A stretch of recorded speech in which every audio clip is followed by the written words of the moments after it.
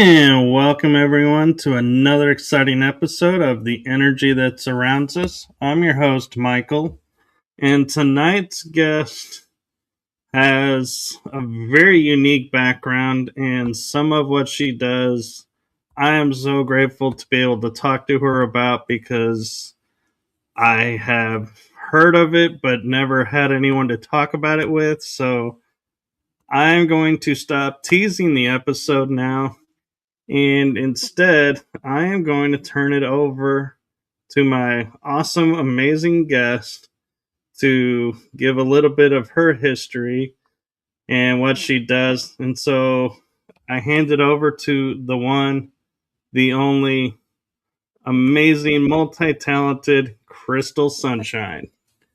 Hello, that was a great intro. Thank you. That was fun. Well, thank you. So yeah, and I like the intro to the show too. That's pretty clever. I felt the anticipation. That Well, was good. good. So yeah, I'm Crystal. That is my born name, Crystal Sunshine. I kind of dropped my last name and so I'm here to talk about all sorts of things. So we can get into the paranormal, we can talk about firewalking.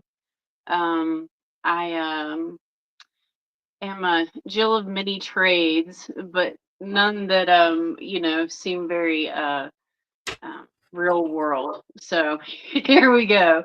About a year ago, it was 2 years ago. I was called to the fire, and it was a really beautiful experience. So, just a little bit of the background: my mom, who's passed away now, when I was younger, she is from Arizona originally. So, she would firewalk with one of the Hopi nations out there, and I got to watch that as a child and just kind of grew up around um, fire and fire ceremony for some time, but I didn't understand, the significance behind it, right? It was just something cool to watch. And I kind of grew up making fires and I would walk them not knowing what I was doing. It was just, fun. So anyway, she passed away in 99. And one of she was an artist. She was a potter specifically, and her insignia, I guess you'd call it, was refined by fire. And when she passed, I was told by spirit through other people, and then also just personally, that I was to pick up her mantle. And that's come with a lot. So I have just now taken on the name Refined by Fire Ancestral Firewalks, because, I got the go ahead. She said it was time. So about a year, it was 2 years ago I was called. I was just, it was actually November 11th, which was interesting because it was, if you want to call it like her death anniversary, right? And I had driven down the mountain so I could get cell phone coverage, and I was scrolling on my phone, and I just like happened upon like an advertisement for this lady, and I was like, oh, it sounds really cool. I like what she's doing. And so, I started digging, and anything, it led one thing led to another. And um and just to go back just a second, because it was really divine. So that morning when I woke up, I heard this phrase, which I didn't know what it meant until I did know what it meant, but it said Wyman Court. And I'm like, what in the world is Wyman Court? So that's actually what I went down to go research, is like, what is this Wyman Court, right? Because it was just so loud, and I knew it was spirit telling me something. So anyway, I found out that through my, digging, Wyman Court was actually my mom. She had like a share in this housing development in Maryland, and the housing development sold and I had money waiting for me this from this Wyman court. And so 10 minutes later, I run across this stuff. And anyway, so it ended up paying for me to get like an official certification in firewalking, so that I would be a certified fire instructor. Which I just thought that was very divine the way that that all happened. But I ended up, so I went to Ireland and I trained under a lady named Lottie Moore. It was a beautiful, life-changing experience, and it wasn't just the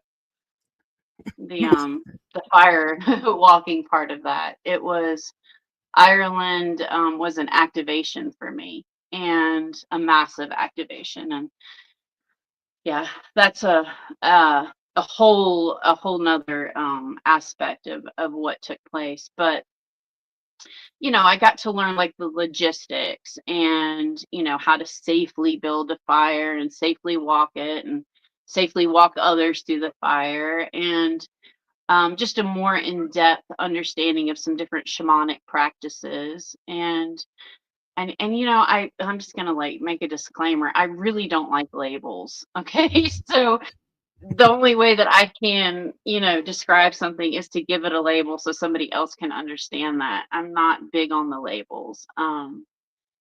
But anyway, so I walked away from Ireland and came home, and literally like fired up and started holding my own firewalks. So I've had a couple events that I was able to build these and have people walk across it. But for me, um this is alchemy. This is truly being refined, like our entire life. That's my life story, is being refined by the fire, being and another label I don't like, but it's kind of like the wounded warrior, right? Like going through and sifting through, and um molding into the person, my highest, person that I'm supposed to be. Being And really forward. step into my spiritual gifts here. Yeah, yeah, yeah. So the fire was just like a catapult for me, and the things that I did not expect. Wow, the things I did not expect to go through, and the intention that you put into those fires. And it can be like a self-empowering, practice, right? Like, I don't know if you've, heard of like Tony Robbins. He was kind of like Right. went through the same sort of schooling thought of fire that I was taught through. And it can be like this real motivational thing, and you can take people through, and um, just to show that your body, what you can do and overcome your fears. And that's huge, and that's great.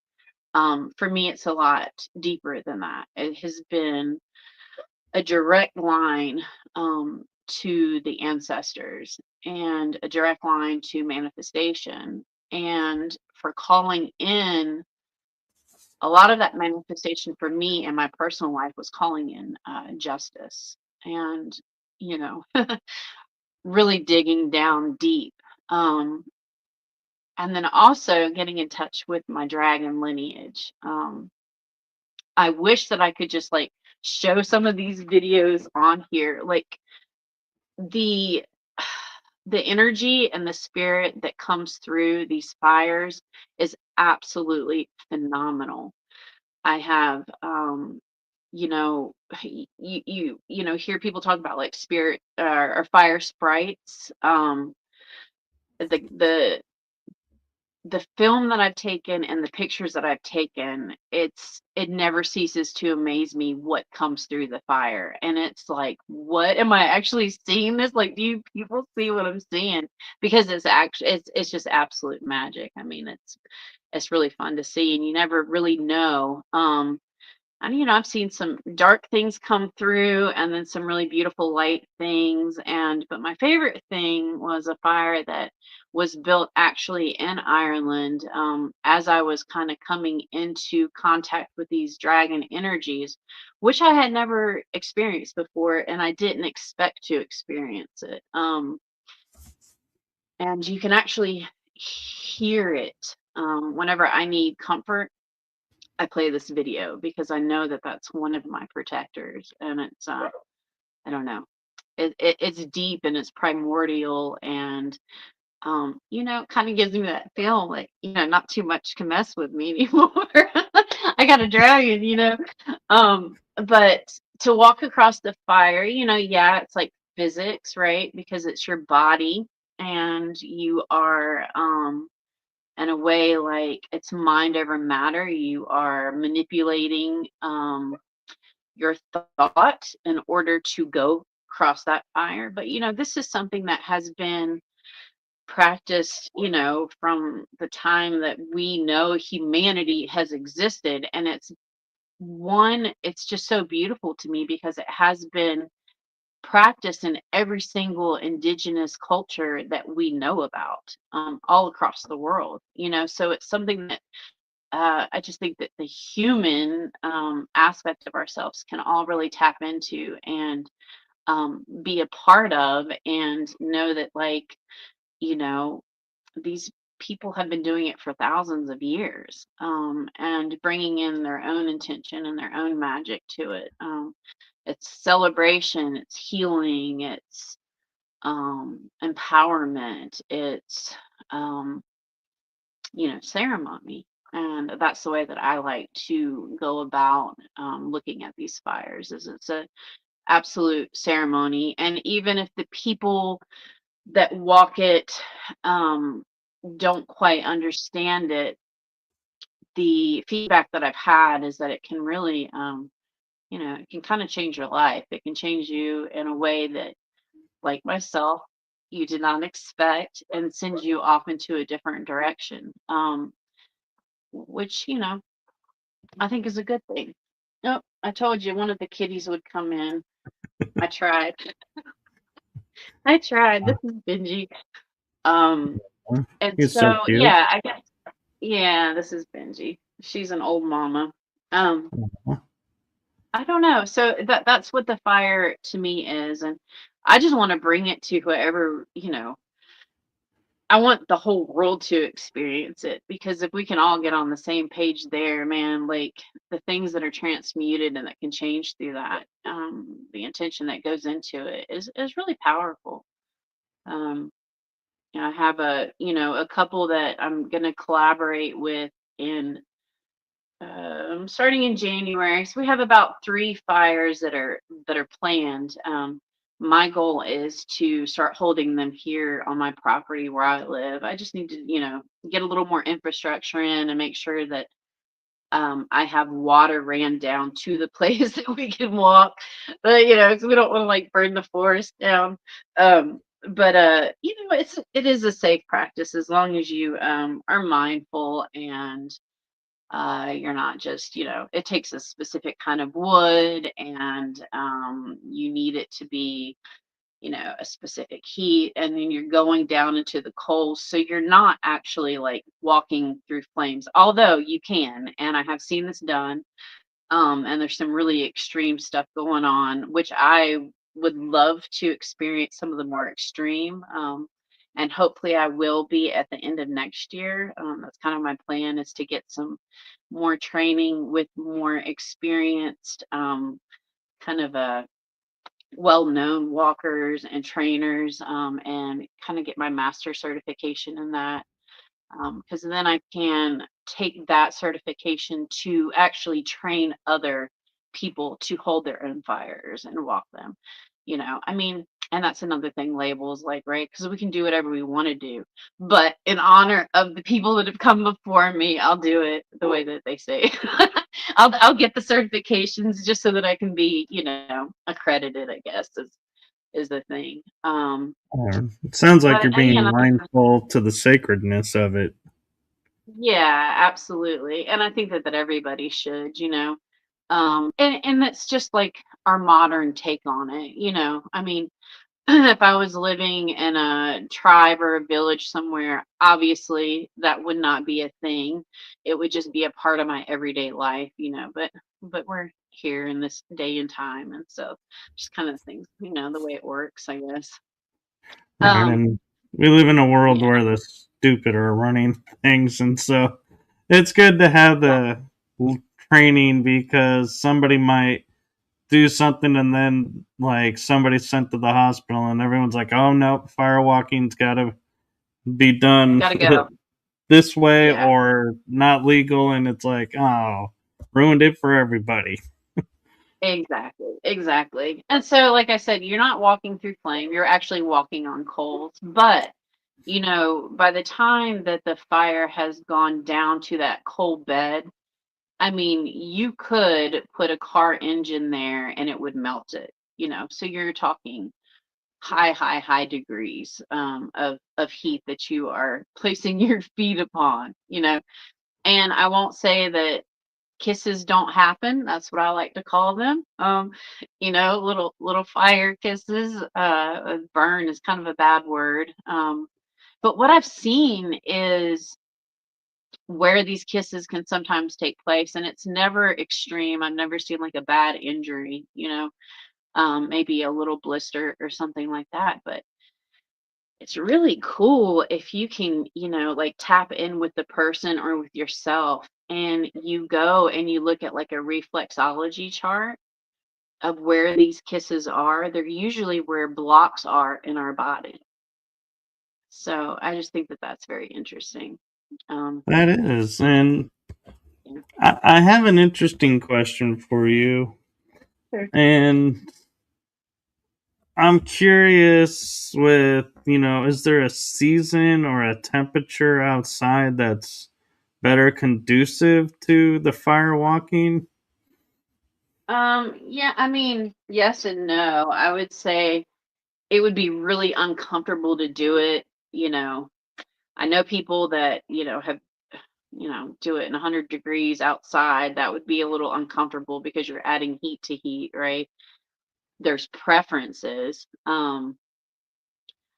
Conducive, I mean, you can hold one in the rain, really, as long as you're protecting the fire as it's building, you're good. Um, if your feet are wet, which, obviously you're going to be barefoot and you're going to be standing there waiting. I would rather your feet not be wet. That would be my biggest, you know. There's just from my own personal experience, you can get a little more kisses that way. And then if your feet are really extremely cold, you might not feel everything like you should. Um, yeah. So no, I mean, my preference is autumn. I think that's perfect. Where it's nice and cool, it's not hot, it's not cold, and you're just out there, and that's my favorite. Yeah.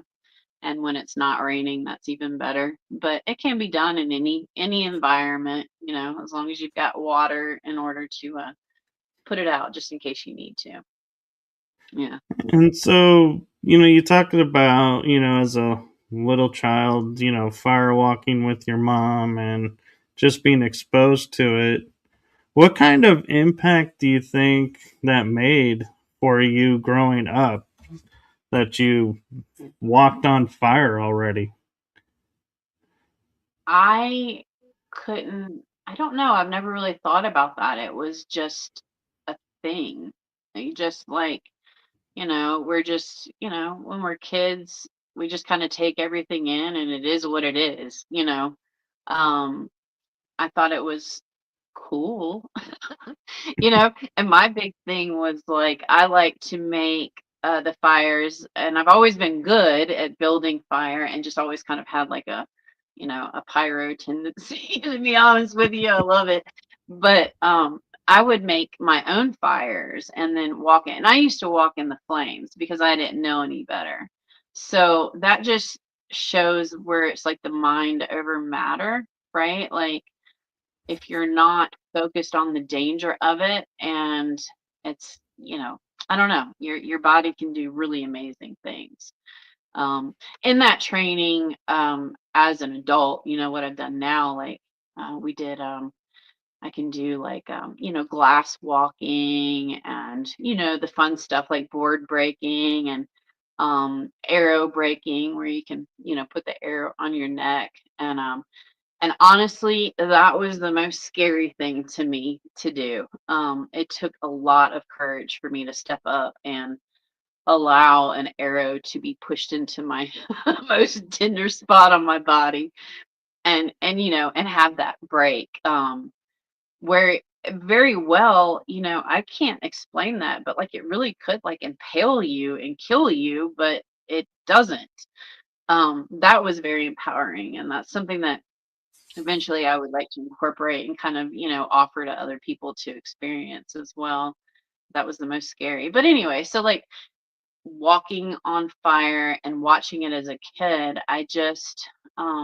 I loved the people that I was around, and it was just a small part of my childhood.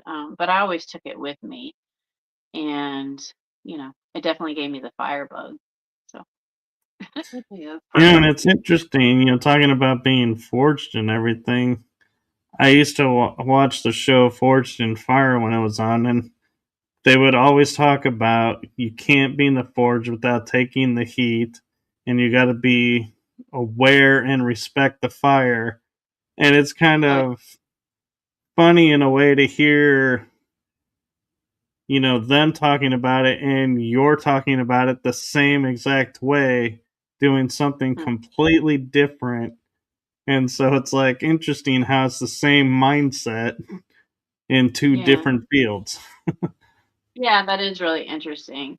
And it is about respect. I mean, so I've if you walk that bed and you don't respect that fire or the heat of that, then I would call it a burn. And I have seen that where people are just like might be cocky and they're not really, I don't know, giving the reverence because it's a living thing. It's not just fire. It's energy, it's living, it's animated, it carries energy, it's transmutating one substance into another and then to another as you go into smoke, so it has its own life, and I believe that it is, it's a life force, just like water for us is, air is, fire is a life force. So yeah, you got to step up with reverence and respect, and if you can't take the heat, definitely don't do it. Yeah, for sure.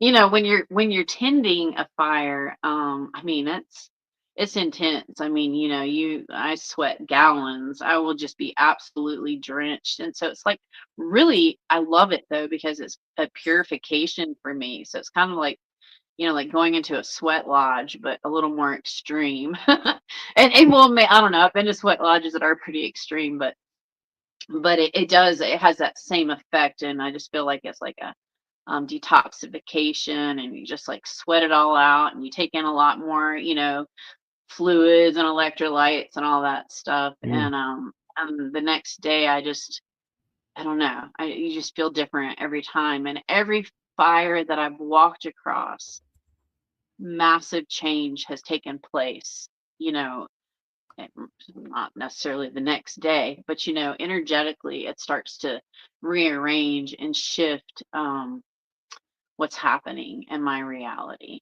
And even in the reality, I mean, I've seen some really beautiful things come from the intention that I've put into those fires.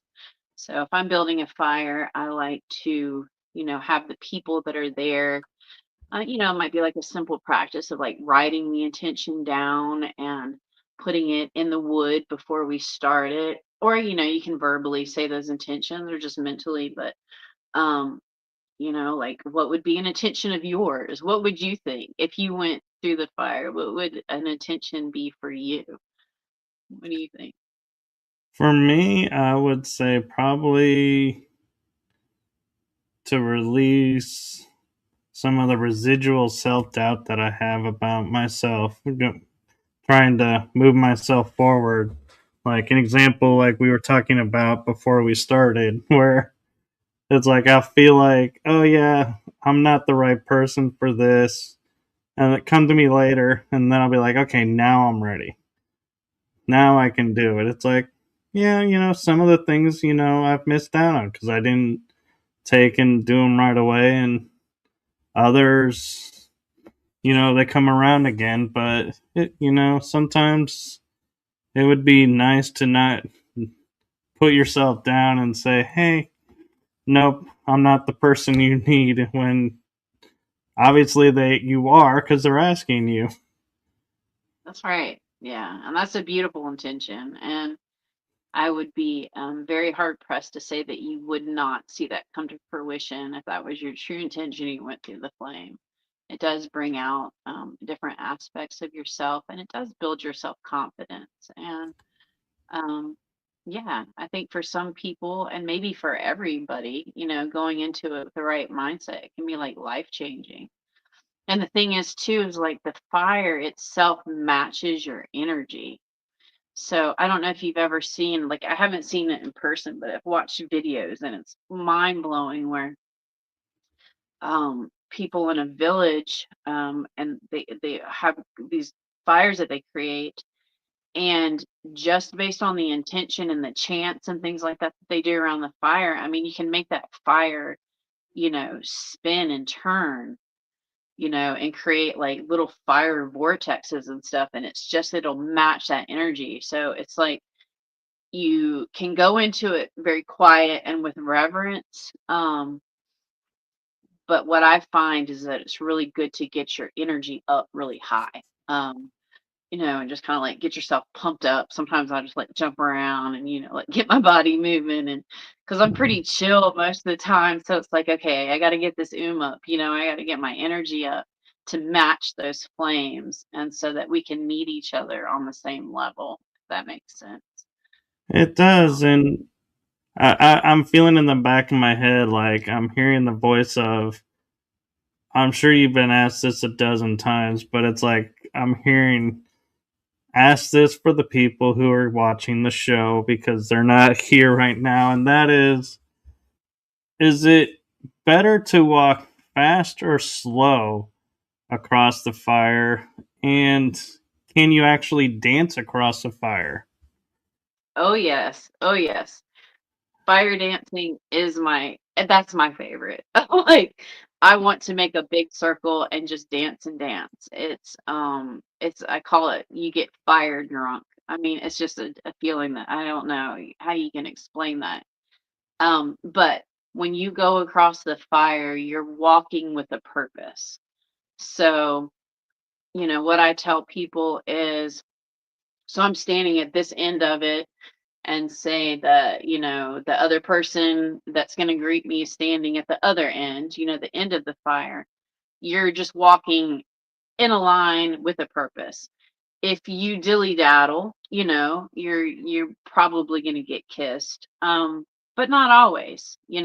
Some people walk slow and they're just fine, and some people run and they get kissed. So that's where I mean, like, you gotta match the energy of the fire. I mean, that's the best way to do it. You can still get through it and be okay if you don't, because not everybody's gonna understand that, But that's like my role as, um, the fire keeper or the fire tender. There is to understand energetically what that fire is trying to say, and then help the people, get them prepared for it. So I've had very somber walks, and those have been more personal for me, specifically. But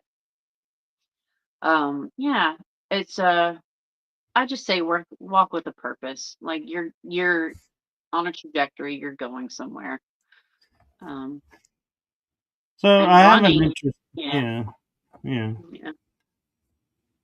Go ahead. No, that's it. Running, I've seen people get kissed more running. So yeah. Okay. You mentioned your energy being high to walk on the fire. Mhm. So if somebody would say just lost someone and's in a sad place and is like, I want to do something to push myself out of my comfort zone and do this, would fire walking be possible, or would you say, hey, I don't think this is the right space for you because your energy is not there? No, I think the exact opposite. And that again is what I mean about the people that are attending the fire. What are their intentions and what energy are they holding? Because we're creating a container, right, for the other people there.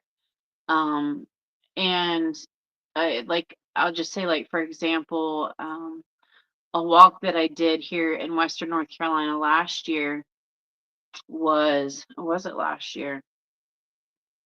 It might have been this year. I'm sorry. The things are slipping, but um, the we lost a lot of people and a lot of things here in Western North Carolina after Helene, after the storms, and a lot of people were very, very directly impacted, and a lot of life was gone, which I mean, I'll kind of get into it a little bit. The news did not report that accurately, and the numbers of people that went missing and that have never been found are not reported accurately. And anyway, so I held a fire in one of the hard impacted areas. And, my intention for that was to bring healing and to release the grief, right? And I don't know, I probably had like 50 people walk it, maybe somewhere around there. And it was beautiful. And I just saw like, you know, I mean, some people just wept, and that was perfect. That was exactly what that fire called for. And it was in an effort to transmutate the energy there, to help, in some way people just to move forward. And that was directly related to grief. So, yeah, I don't think that there is of any bad scenario other than to show off or to be cocky, you know. Yeah. Yeah, I'm also wondering though, when you get to people who are like so grief stricken, they're like, there's no point, I just want to be with my loved one. If they were to step on the fire and then you notice they're not moving, they're just staying there, would you go and get them off the fire, or would you let them process?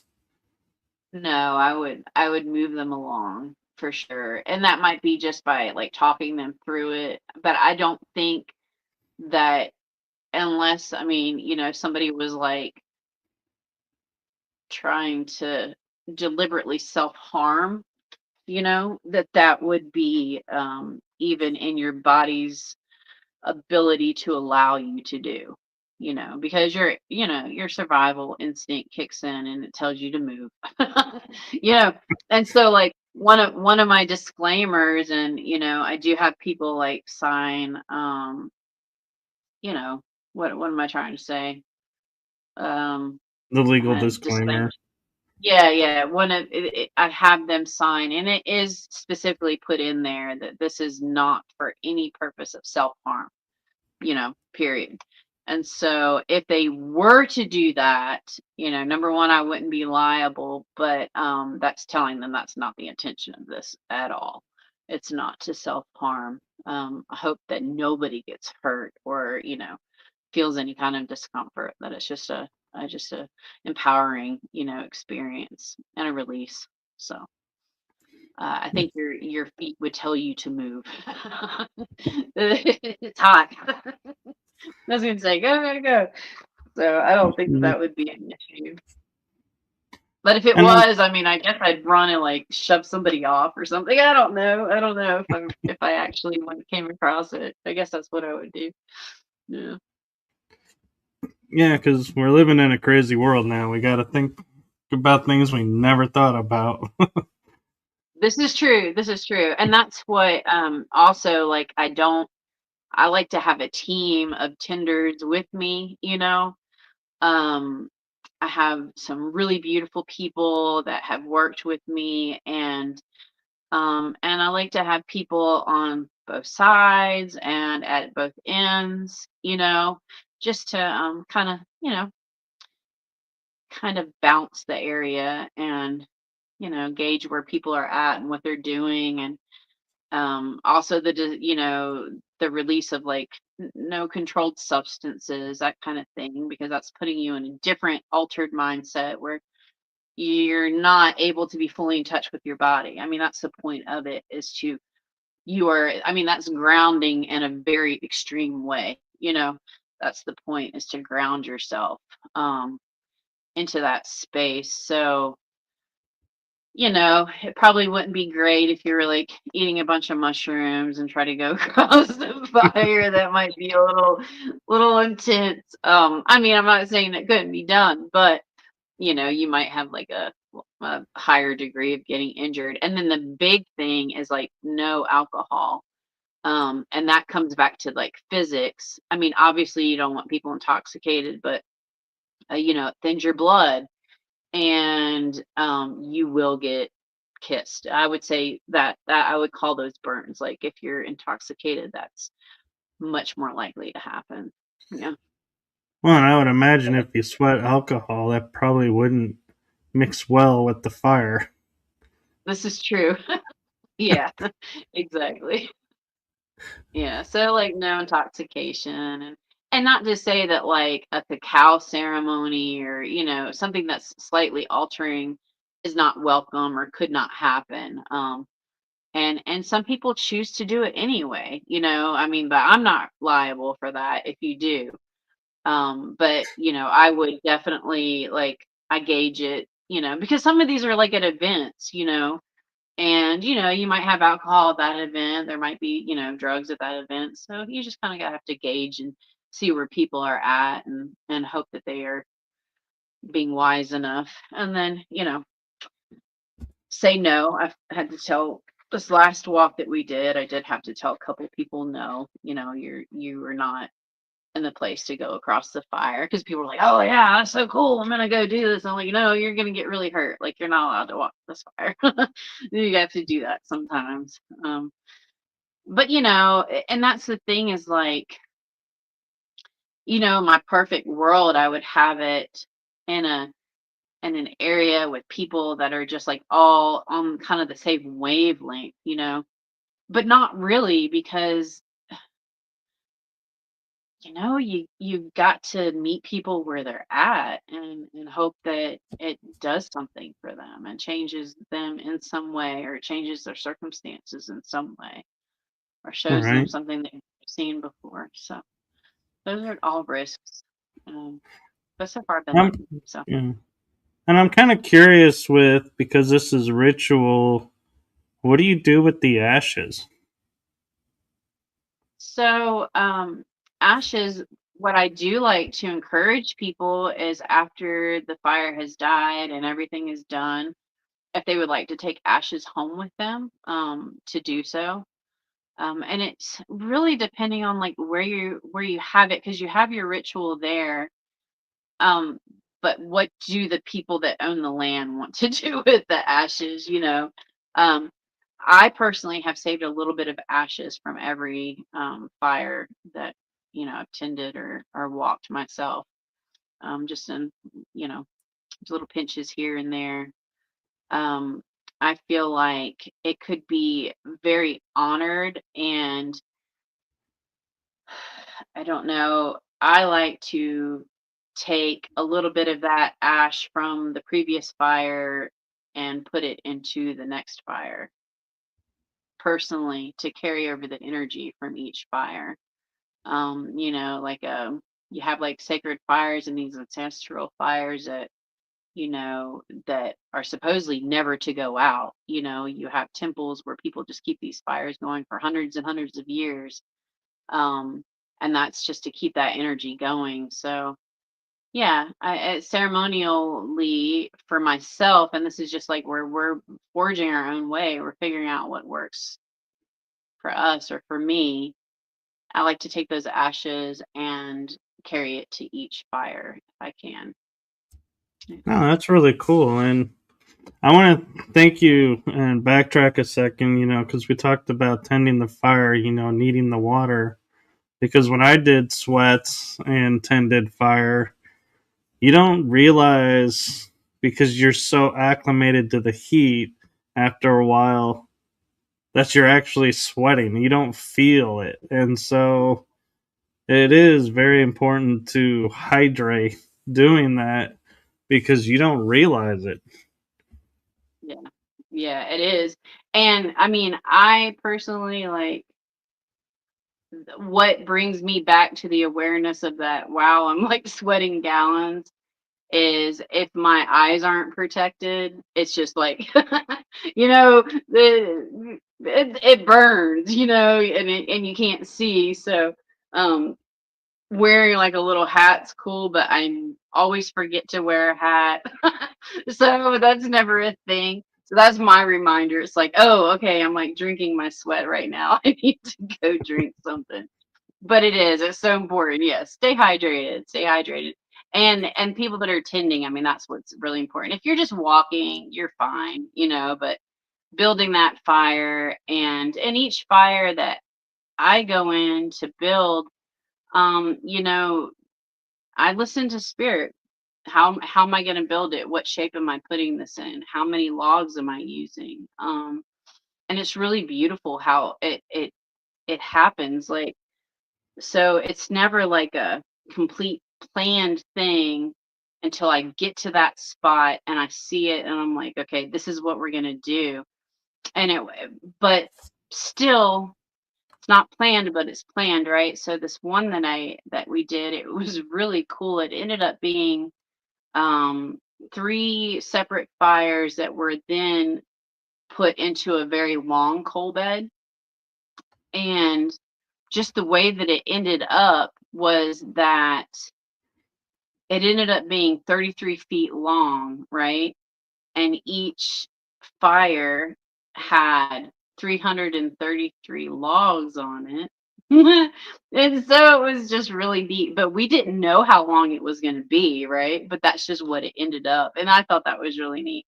So it's like, kind of fun to play with some of the sacred numbers and shapes and things like that. And you can get really creative. And like I had the like privilege of going and helping to tend a fire with Kevin Axtell, which is kind of a big deal in the fire world. And he was doing a master training for a guy named Dennis Warlock, which I'm also going to be collaborating in January with. And we built a fire temple. Now, who taught the fire temple? And I'm going to butcher his name. All I know, the only part that I can say is Tar because he's Hungarian. So I'm so sorry. Like I wish that I could pronounce his name. I don't know the correct pronunciation, but that is who I'm hoping to go and do training under in at the end of next year. And he goes into very deep Hungarian shamanic practices. And oh, I just thought it was so magical. But anyway, so this was his fire design, and it was an actual temple where, we created well, not walls, but, post of walls and created like a ceiling to it. And so it was only three of us and it was a fantastic. So we danced in the while it was burning and the flames were everywhere and like coming down, and it was, I don't know, that was the coolest one that I've ever done. And that one for me moved some mountains and really set some things in a trajectory, which you ask spirit for things and just say that, I want to break through and somewhere in my life. Be careful because you don't really know what that's going to look like. So always ask for grace and ease. I'm Exactly. learning. I'm learning. It's like, oh man, I asked for that, but I didn't know that's the way it was going to come about. But Hmm. nevertheless, you get to the same destination, I guess. But that one was really, really, that was like, I can't wait to do that one again. That was magical. And I just It felt really sounds like it. privileged. Yeah, to be able to learn, how to do that in a safe way, but then also like be a part of it. And I would have never imagined that you could do that, you know, build a temple and get to dance in it. And that was, yeah, that's been my very favorite, like hands down the best experience that I've had with the fire. And that was just with the very, very small group of people. It was just three of, or no, I'm sorry, it was four of us total. And or yeah, no, now I think two more people showed up. But either way, three of us built it basically. Um, and that was really cool. I can't wait to do that one again. And I want to really learn some more of his techniques. Because you can get really fun with it and have like fire shows, and I like to have like spinners come out and people that can do like fire performances and just make it like a whole fire celebration.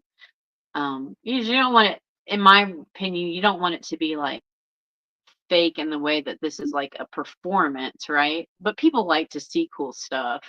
And so I like to, you know, find people that can collaborate and put together some really fun things. And so that's Yeah. kind of what we're doing with these next walks is we're collaborating, and we're going to have spinners and, just pyracants and do some fun stuff like that. I'm looking forward to it.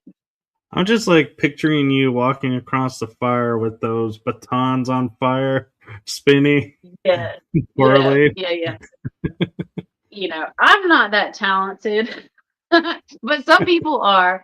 And this one that we're doing, and I don't know yet. I think that this is the deal. But anyway, we've got a lady that breathes fire. She can do the breathe firing, she can like, and so she's gonna be going across while she's like shooting flames out.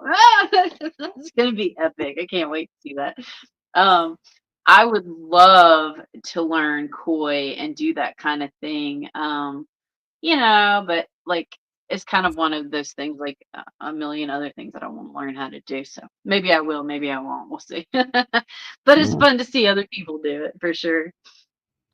And I have an interesting question for you because I'm of the mindset and been taught from the old ways anything that happens in life, the remedy is close by in nature. There's nothing we can't cure through nature. So, are there any flowers or plants that you like to have around or keep on stock that you can either put on the fire for fragrance and like aromatherapy, like they do in Mm, sweat lodges, or that- that's a like you're great. saying, if someone gets kissed, that you can put this on and it'll help it heal faster. That's such a great, great, great question. Okay, so my other thing that I've been doing now for 20 plus years is working with native medicinal plants. And so, um, I work under the name that I've given it is flower medicine, right? So, Appalachian flower medicine. And so, yes, there are things. And um, I love to build a beautiful fire. Um, and so, there whatever intention you're wanting, I mean, if the goldenrod is growing, and yes, let's put goldenrod on it, like let's make it look beautiful and honor it, and what's going to bring like good spirit to that, to that fire. And yeah, you can do, you can put tobacco, sage, cedar is a beautiful, and it crackles and it smells delicious. um there's all sorts of things now. As far as remedies, if you do get kissed, I'm going to put a plug in here for myself because I make this amazing, amazing salve, and I mean, I wish that this was in every single person's household because I know what it can do, and the healing that it brings. And it's I call it heal all salve, right? So it's a mixture of a bunch of different medicinals that I hand forage here in Western North Carolina and put together. And it has healed every single kiss that I've ever seen. And in that is, a plethora of different herbs. but one is called Heal All, right? Which its name implies, right? So it's going to take that heat out and bring it down. And I put mullein and I put jewelweed and plantain takes the sting out. So yeah, there's a lot of different things that you could use. But I always keep that readily available for anybody to use if they need it. It's the Heal All stuff because it just like it's amazing for burns, so kisses, whatever. But anyway, yeah, it's good stuff. Yeah, there's things that you could use. Some people, their go-to might be aloe. I mean, I don't know, but I work with what's native and natural to me. So, and the plants that have spoken to me and taught me how to use them and what to use, and so that's what I do. Yeah. Yeah, so I'm kind of curious too, as you're talking about the connection to the past and everything. And I know we're like 8 minutes to the hour. And so I don't know if you have time to answer or go into this, but do you do you feel like the guidance you're given is yourself or from another source or another dimension maybe that's helping you with these fires? Another really good question. I think that it's all of those things. Um, Everything's connected. Nothing is separate, right? All matter, all energy is all interwoven and it's all connected, just like mycelium. We're all connected. So we're connected to the past. We're connected to our ancestors. We're connected to our higher selves. We're connected to the energies around us. So it's going to come through in all of those ways. How it presents itself can be different each time, right? Um, and is it an audible outside voice? I wouldn't say that. It's internally, it's just a knowing for me. I just know. And I generally know where it's coming from. Um, but it's all of those things. Uh, We are, it's just through our DNA connected to our ancestors. And so that information is going to be given to us just by listening and by tapping into that, right? The memory is there. It's just waiting to be unlocked. Um, it's not, yeah, it's not separate. It's all the same. And just like in every dimension, they're all, you know, they're all happening simultaneously at the same time, yet different in different times. It's just that whole swirl of creation. It's all just going like this, folding in on itself. Um, so it's information coming from all of those places. Yeah, that's what I would say. And I want to touch on for a second because you were talking about some of the kisses on the feet match on a reflexology chart. So if Mhm. somebody was feeling like ill, would it be wise to go across the fire, or or is there certain conditions like certain illnesses like no, you, as much as it would benefit you, we cannot let you walk the fire? Um, so I have seen and heard, well, I've heard more that if there is something that is malignant in the body, such as, cancer or a tumor, um, that's going to show up more in blister form, right? So there's more of a chance for a burn there. But there again, that can be a really hidden blessing because somebody might not know, right? And if they really look into it, they might find what's happening. Um, but I mean, paraplegics go across the fire. I mean, it's it's medicine. It's medicine. So I would say that if somebody was in a very, very low energy state and say that they were, well, we're all actively dying. I mean, that's what we're doing. We're living and dying simultaneously, right? Right. But if their life force was extremely low, um, I wouldn't say no, because why not? I mean, what's it gonna hurt, right? Um, but I would expect more kisses. Yeah, I would expect more kisses. And if they were aware of that and that's what they chose to do, I do believe that it's medicine. So I would Mhm. welcome them to go across. Yeah. I do have one more question, but I don't want to go over on the time if you're not You're good. able to. Yeah, you're good. Keep going. Okay. Well, you mentioned a paraplegic, and it got me thinking, what about somebody who is on crutches or is in a wheelchair, but they want to go and do a firewalk?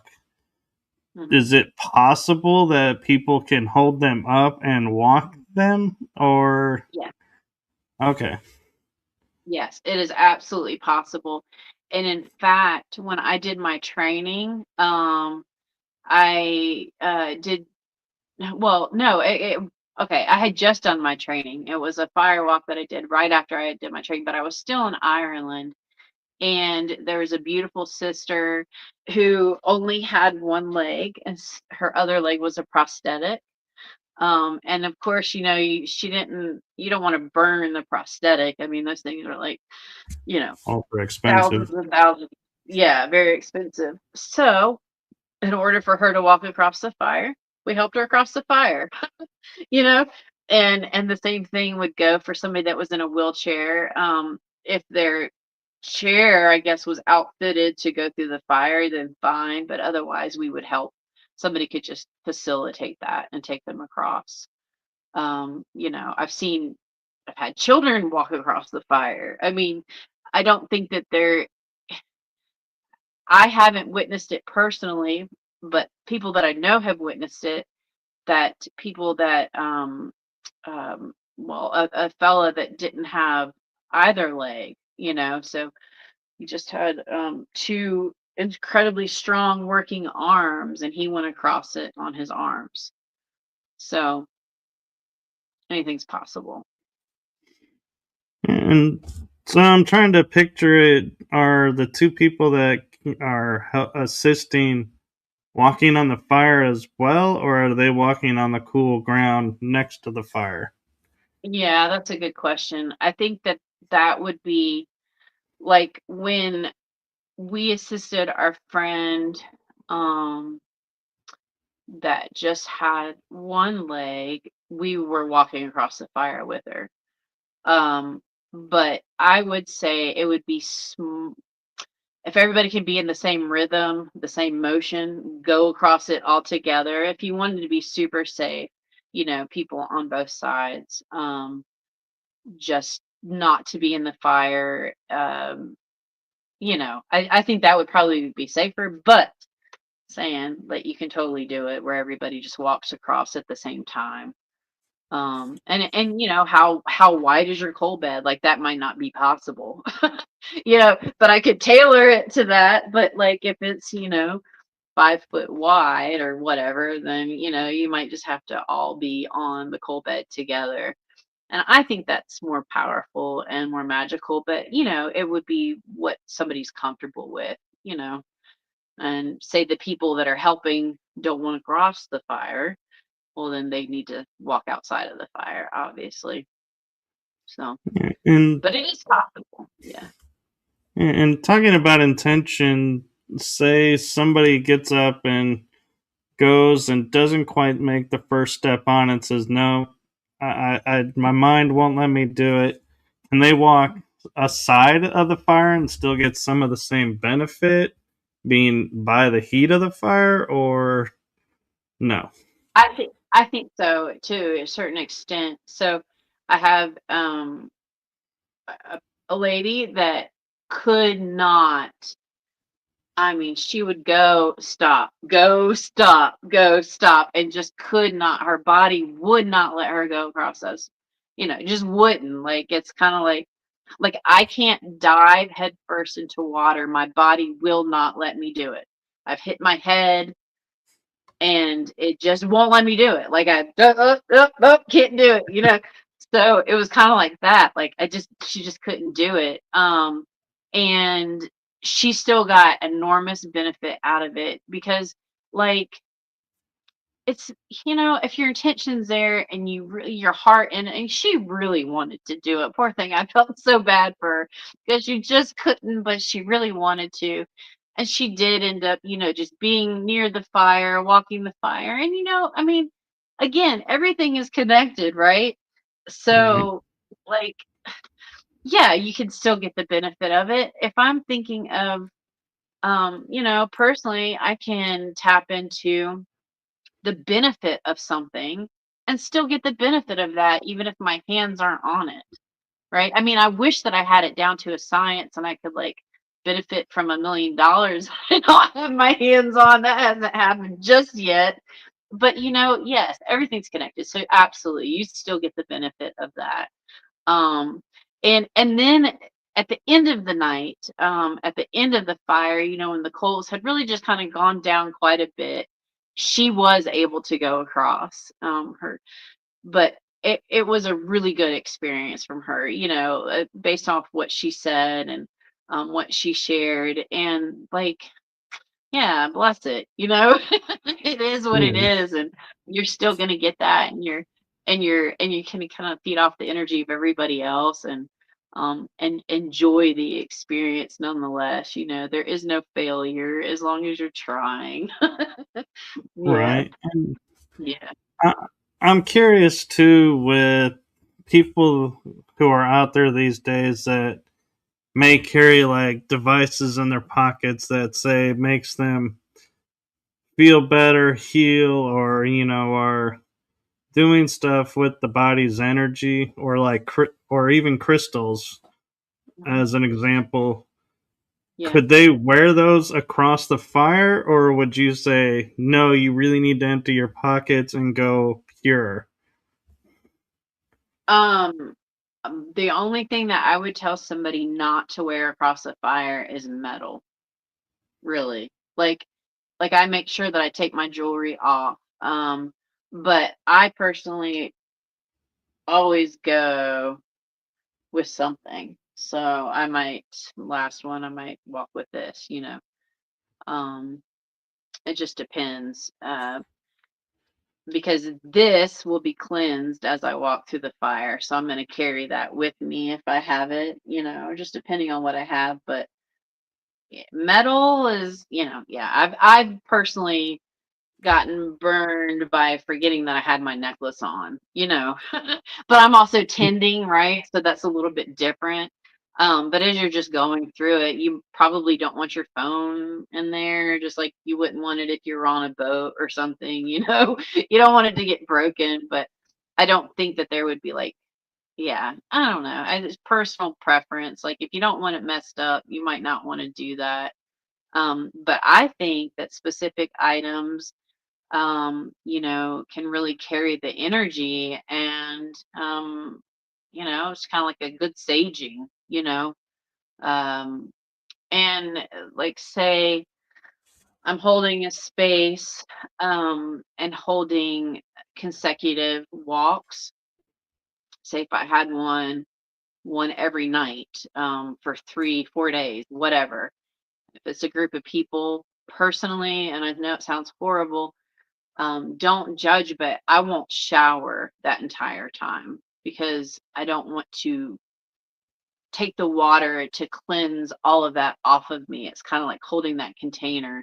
I have a scarf that um, I've worn through many fires and sweat lodges and stuff like that I still haven't washed. You know, 'cause I just want it to stay. I just want it to be there. Um, and yeah, so like, what is your intention again? And what have you got? Like, I don't think a phone would be appropriate, you know, but then you might want to like film it, you know? I mean, I don't know, but there, like, it's really hard to film the walks. Like, there's not a lot of really good footage of people walking, just because of the nature of it. Like, it's hard. It's hard to film that kind of stuff. But you can. It's just not, you know. I don't know. I I'd haven't have seen a a whole lot. friend walk next to me and film. Yeah, exactly, exactly. Like if you're doing it yourself, well, then you're not really focused on what you're doing, right? Like your Right. intention's going into the phone versus what you're doing and being present in that moment. So that's kind of the whole point, is to be present in the moment.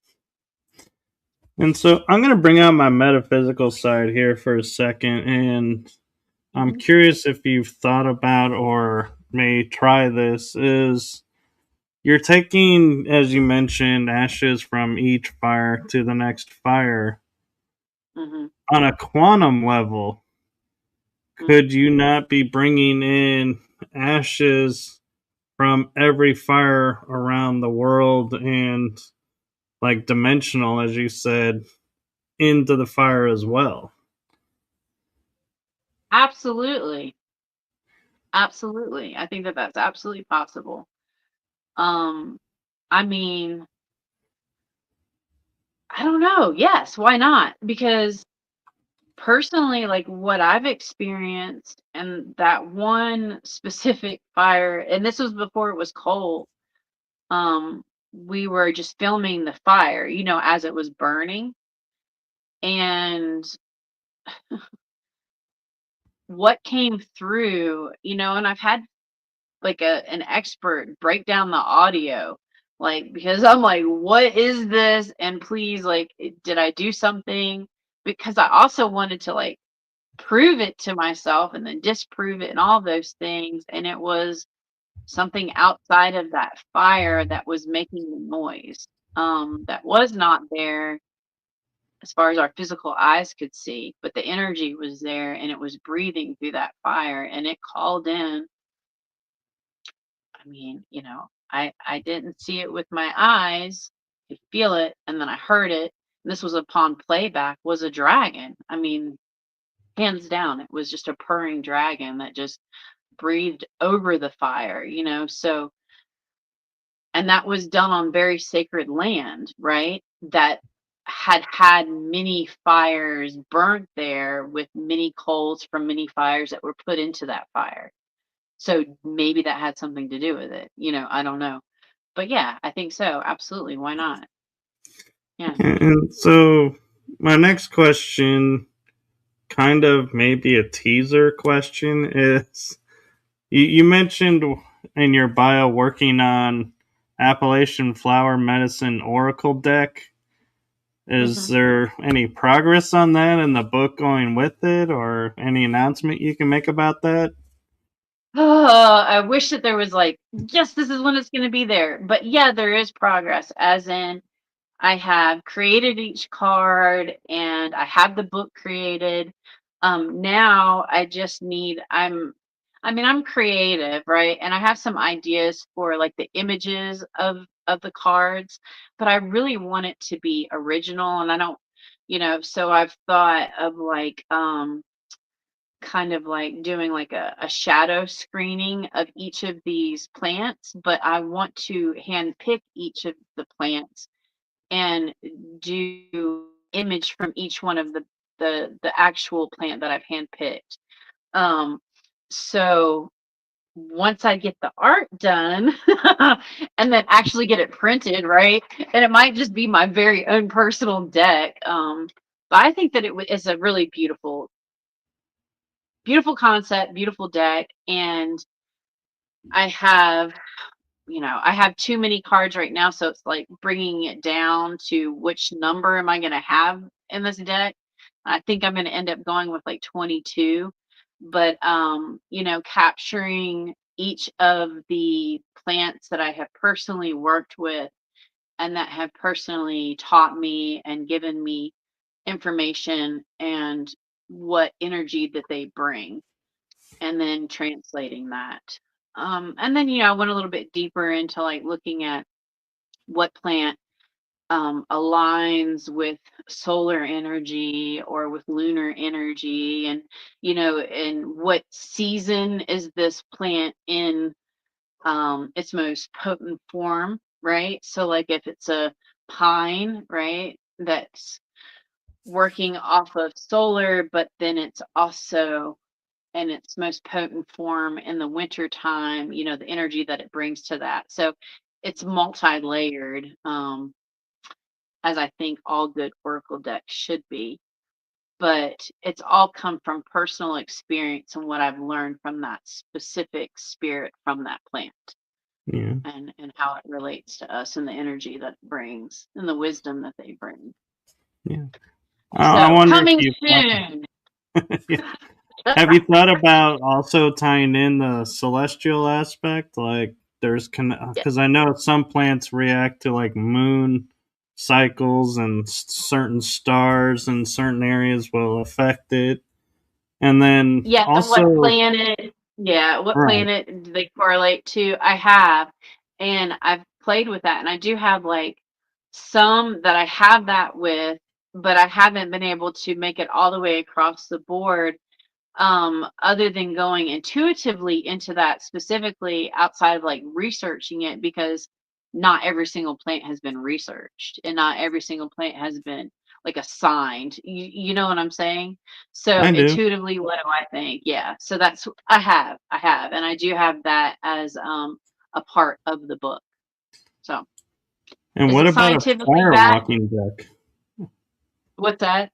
What about a fire walking deck?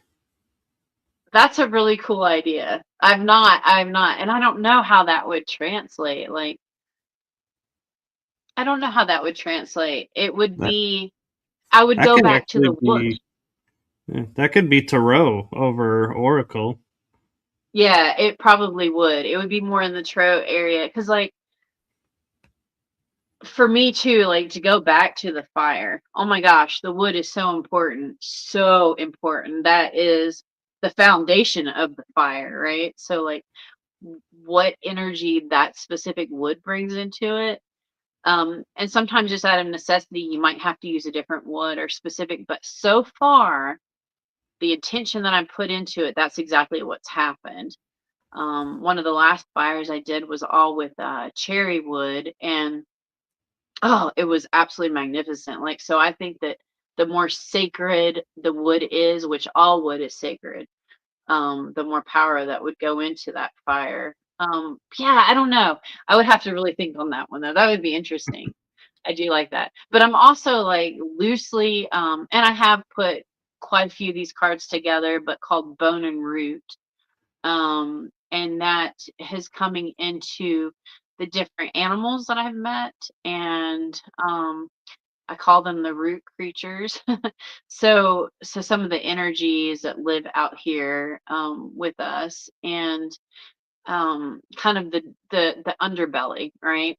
Like, so we're going to be talking about centipedes and um yeah, the different things that maybe not be as savory to everybody, but they still have lessons for us, and come in such beautiful forms. And so that's one that I'm also working on. But the Appalachian flower, she's closer to being completed.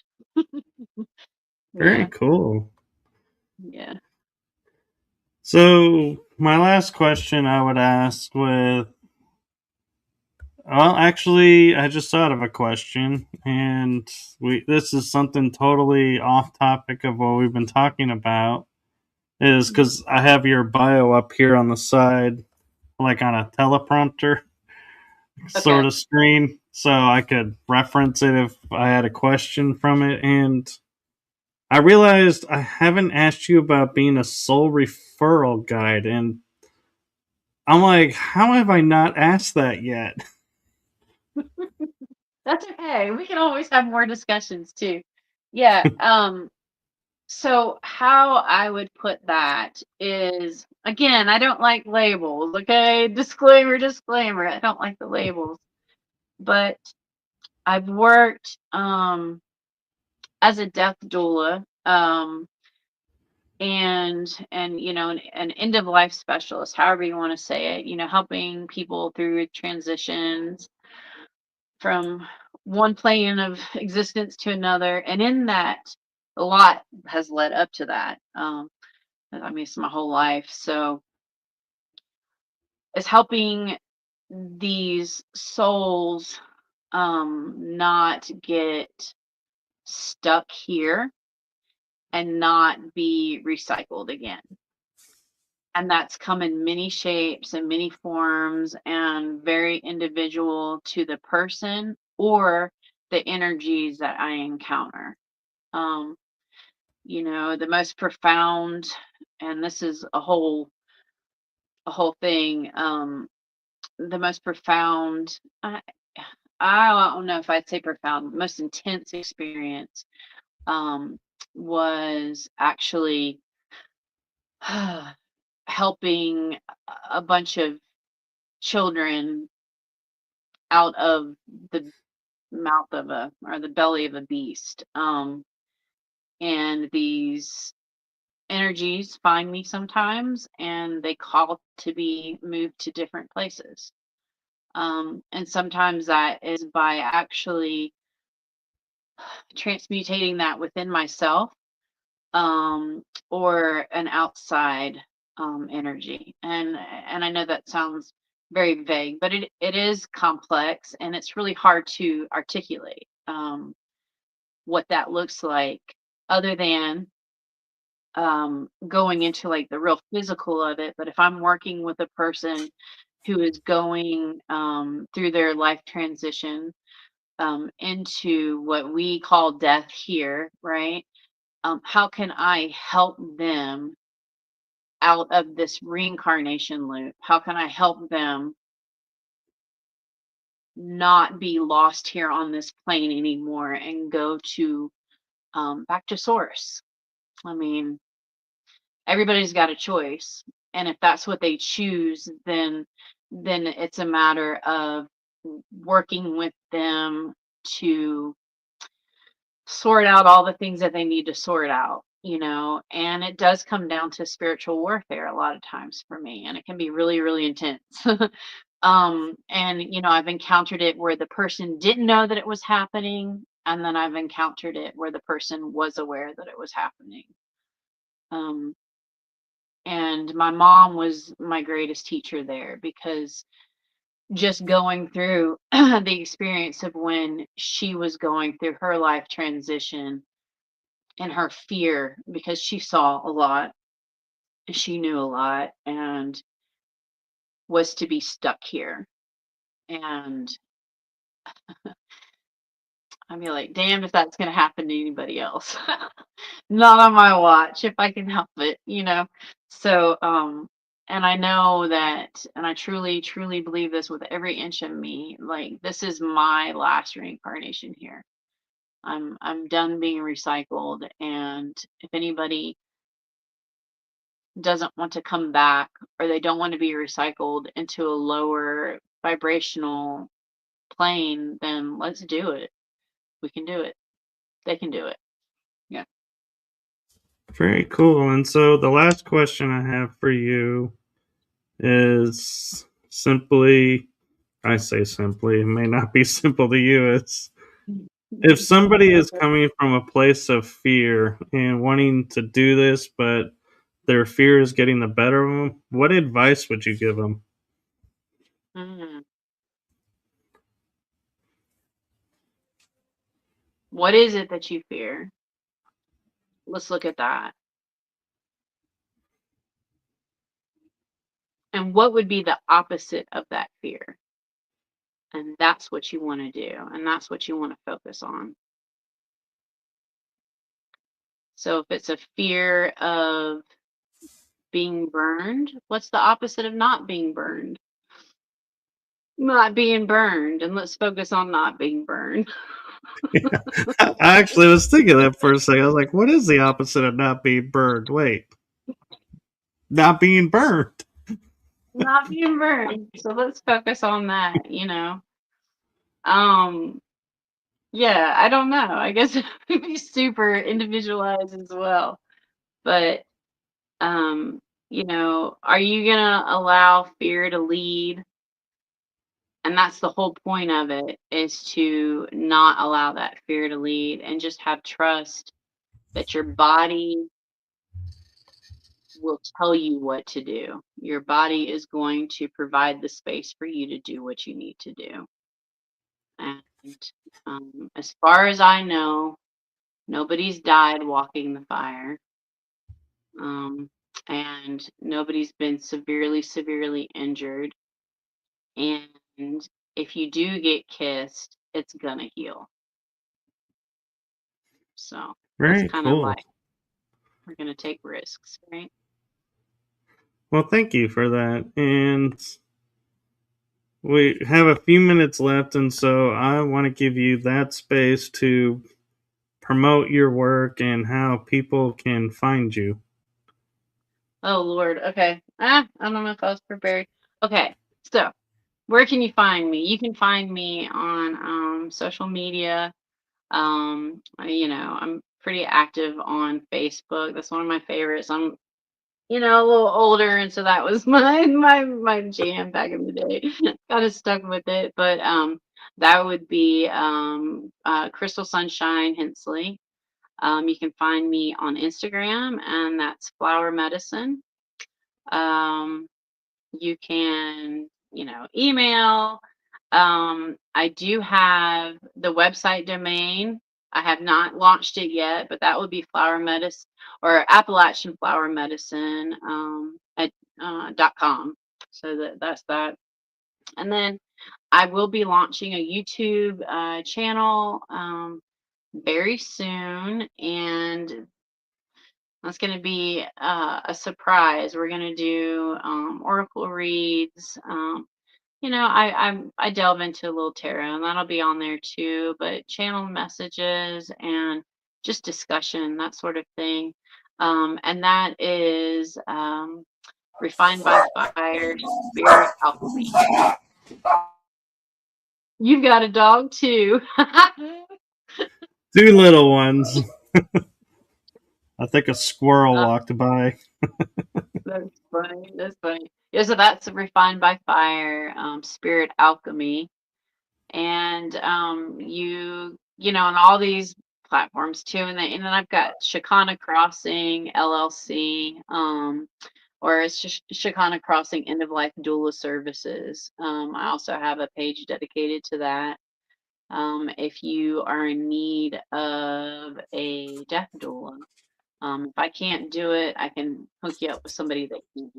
Um, well, there's some things there, and then also my description, I think, is going to be somewhere in some box somewhere that you've done, but that has some links and things like that. So I live in Sylva, North Carolina, and that's Western North Carolina. It's a beautiful area.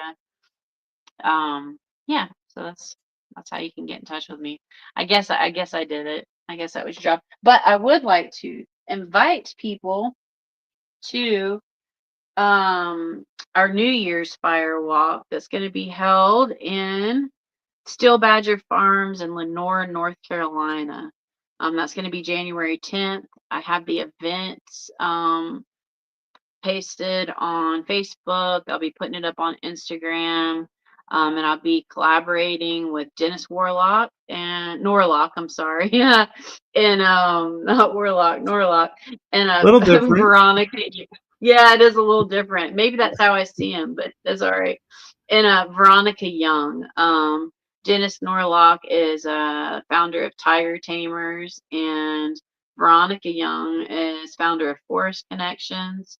And then it'll be me, Crystal Sunshine with Refined by Fire, Ancestral Firewalks. And that's going to be in January 10th. It's only $75 a person to come and watch some beautiful flow performances and get to walk the fire. So that should be a fun time, and we'll welcome in the new year. And that'll be the intention of that fire, is to welcome in the new year and Very cool. shed And away 2025 and yay 2026. Do we it. Yeah, survived. we survived.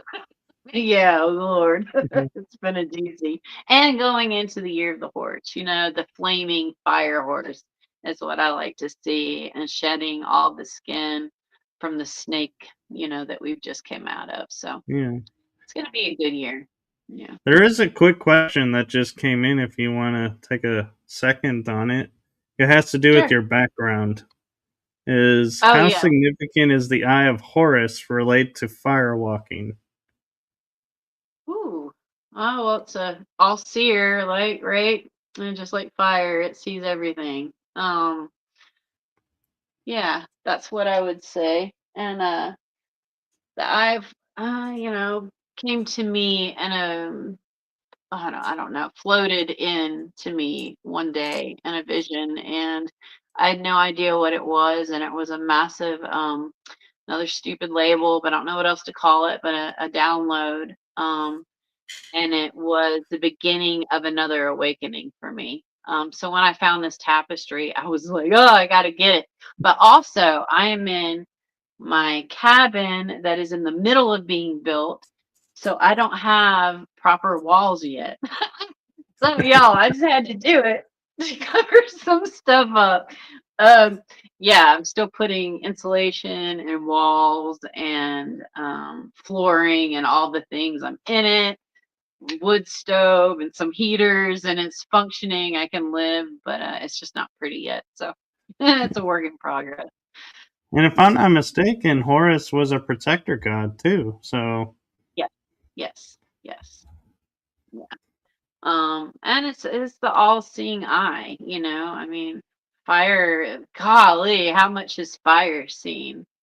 And every oh yeah, home, that is ever heated, and every food that is ever cooked, and it's the substance of life. That's what it is. So yeah. Well, thank you for coming on, and thank you for trusting me to be a guest on my show. yeah, thank you. You're And welcome. Thank you for having me. hopefully we'll get you back on to do a few more episodes. That would be great. I've got lots of things, lots of stories that we could talk about, getting into some paranormal stuff too. That would be fun. Uh, So keep an eye out. Next season, season 4, you might be seeing her popping up. That'd be So, great. well, one last thing before I let you go and we go for the night. I just want to say to you, my heart and the heart of my shows, to you, thank you for what you're doing for humanity. Thank you for that. Thank you. Thank you for that. And like so much gratitude just back to it. There is no you're welcome. I am only doing what spirit tells me to do. And that's mother, father, that's creator. And I'm a vessel, Yeah, just like a pot. And I'm being it's refined seen. by the pot. Yeah, it's Yeah. seen. So thank you for that. And with that, we are going to say goodnight to everyone. Good night. Good night.